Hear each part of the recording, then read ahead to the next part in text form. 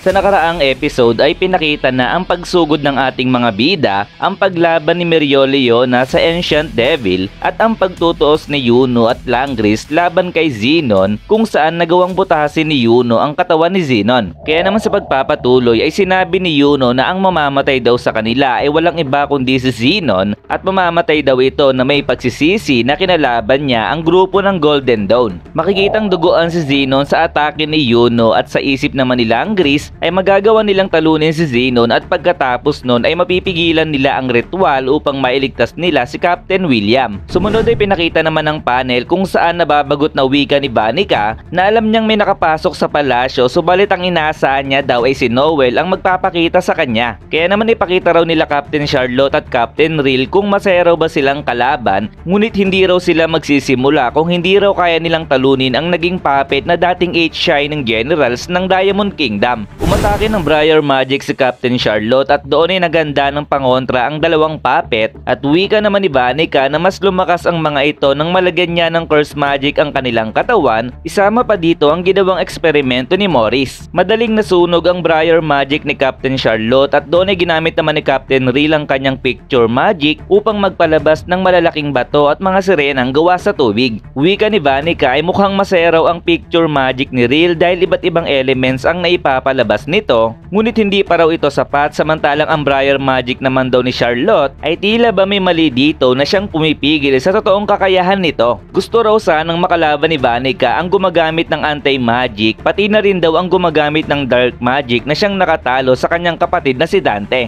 Nais daw talagang paglaruan ni Vanica sila Asta at Yami ngunit kailangan niya raw pigilan ng kanyang sarili dahil bilang sakripisyong gagawin daw ni Yami ang pinto ng Underworld ay magbubukas pero mukhang hindi naman daw pala ganun kagaling ito nang makita niyang si Yami ay daladala ni Zenon. Naalala ni Charlotte ang pagkabilib sa kanya ng mga guardian sa Heart Kingdom sapagkat genius daw siya kung maituturing. Kahit na nga raw ba na may malakas na sumpa ang nilagay sa kanya ay ginamit niya ito upang maging malakas, ngunit nagkakamali raw pala siya dahil ang sumpa raw pala sa kanya ang pumipigil upang mailabas ang totoo niyang kapangyarihan at dahil sa mana method ay natutunan niya kung paano talaga gamitin ang sumpa sa kanyang magic. Sinabi daw ni Captain Dorothy na ang Curse Magic sa mundo ay nagmula lahat kay Megicula sapagkat si Megicula daw ang father ng lahat ng sumpa sa mundong ibabaw. Nagulat si Vanica sa kanyang nakita sapagkat si Captain Charlotte ay gumamit ng mana method at masayang wika naman ni Real na gumawa ng mana method si Charlotte sa loob ng kanyang spell kung kaya't napapaisip daw siya kung makakatulong daw kaya ang lupa at tubig sa magandang pagtubo ng mga halaman.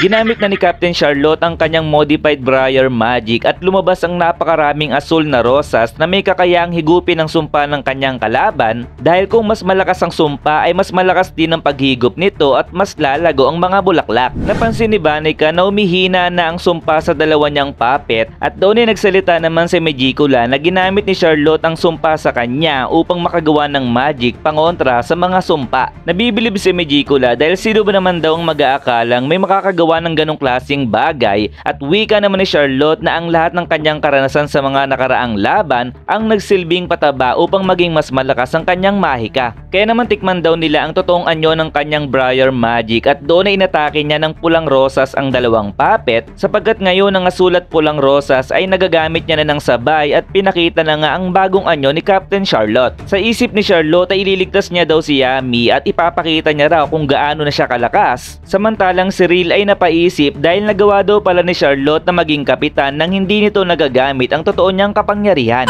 Sobrang sayang-saya naman si Vanica at makikita na ang pagbabago sa kanyang katawan at sinabing nakita niya raw ang pinakamahusay na kalaban para sa kanya. Nang babalakin sanang sumugod ni Vanica ay nagulat ito sapagkat hindi na siya makagalaw pa at wika naman sa kanya ni Charlotte ay sa kasamaang palad ay hindi na tayo maglalaban pa. Tanong naman ni Vanica sa kanya ay ano raw ang sinasabi nito dahil matatanggal niya daw ang mga baging na nakapalupot sa kanya. Sagot naman ni Charlotte ay wala raw magagawa ang lakas laban sa kanyang magic dahil kung kung mas malakas ang kalaban ay mas hihigpit palalo ito. Hindi makapaniwala si Magicula na ginamit sa kanya ni Charlotte ang sumpa na siya mismo ang gumawa, at sagot naman ni Charlotte ay masyado raw kasing arugante at hindi maingat si Vanica kung kaya't ganyan ang nangyari sa kanya. Huwag daw magsalita ng ganun si Charlotte dahil alam daw ni Vanica na magkakaroon sila ng magandang laban nito. Sagot naman ni Charlotte ay hindi niya gusto ang katulad ni Vanica kung kaya't bilang parusa ay mamatay na raw ito nang hindi man lang nagagawa ang kanyang gusto. Sa sumunod na panel ay pinakita naman ng eksena ni Jack at Nak laban kay Dante, at doon ay nagpakawala ng maraming paghiwa si Captain Jack patungo kay Dante. Subalit si Dante ay hindi umiwas dito at nakatayo lamang sa kanyang pwesto at sinabing ang sorcery science ni Morris ang nagpaunlad ng kanyang pagpapagaling sa katawan. Nagbago ng muli ng anyo si Dante at sinabing tanging anti-magic na lamang ni Asta ang kayang makasakit sa kanya, at ayon naman kay Nak na tama ang nasa kanyang isip dahil upang sila ay manalo ay kailangan nilang sumugal sa magic ni Jack na kayang humiwa ng mga bagay na imposibleng mahiwa. Biglang ginamit ni Dante ang kanyang gravity magic upang mapalood sila Jack at Nak. Sabay napatanong naman si Nak kung magagawa raw kaya ni Jack na umatake sa loob ng spell ni Dante. Pagkatapos nun ay tinawag niya ang isa sa kanyang mga devil na si Slotos. Ginamit ni Nak ang kanyang devil union na may katangian na pagiging matibay, at doon ay namangha si Dante sapagkat meron din raw palang ibang devil host maliban sa gumagamit ng anti-magic. Habang nakahilata si Jack dahil sa matinding gravity ay tinanong siya ni Nak kung nasaan na raw ang pinapakita nitong matinding sigla kanina, at tinanong kung ang pagiging mayabang at matangkad lang daw kaya nito ang malaki sa kanya. Wika ni Nak ay wag daw panay sat-sat lamang daw si Jack at patanong na sabi na bakit hindi raw ang skill nito ang magsalita para sa kanya, na sobrang kinainis talaga ng sobra ni Captain Jack. Habang nagsasalita si Nak ay biglang sumugod si Dante at sa kanyang pagsuntok ay sinabi nitong wag daw siyang i-ignore nito. Bilang sagot naman ni Nak ay sinipa niya si Dante at sinabing wag daw paepal ito sapagkat kinakausap niya daw si Captain Jack. Napangiti naman si Dante at masayang sinabi nito na ipakita pa raw nila Nak ang ganong klaseng mali siya, at tinanong sila kung mapapasero ba kaya siya hanggang sa pagbukas ng pinto ng underworld. Sa isip ni Nak ay kaya niya raw makipagpalitan ng mga suntok kay Dante, ngunit hindi niya raw ito mapapatay kung kaya't kailangan niya raw ang tulong ni Jack, at tinawag naman ni Dante si Jack at sinabing ikaw na gumagapang dyan. Narinig kong tinatawag ka ng isa na yun na kapitan pero nababagot ako sa'yo. Kaya naman doon ay susuntukin ni Dante si Jack at sinabing mawala na raw ito sa mundo. Sa papalapit na suntok ni Dante ay biglang naalala ni Jack ang nakaraan kung saan ang kanyang tatay ay isang mahirap na hunter at doon nila kinukuha ang pangkain nila sa araw-araw. Lagi daw sinasabi ng kanyang tatay na wag itong lalaban sa mas malakas sa kanya, at nang malaman nitong ang magic ni Jack ay kayang mag-form ng mga patalim ay sobrang sayang-saya ang kanyang ama sapagkat bagay daw ito sa pagiging hunter. Gaya daw ng kanyang ama, si Jack ay inahunting ang mga hayop na mas mahina sa kanya, at noong siya ay 13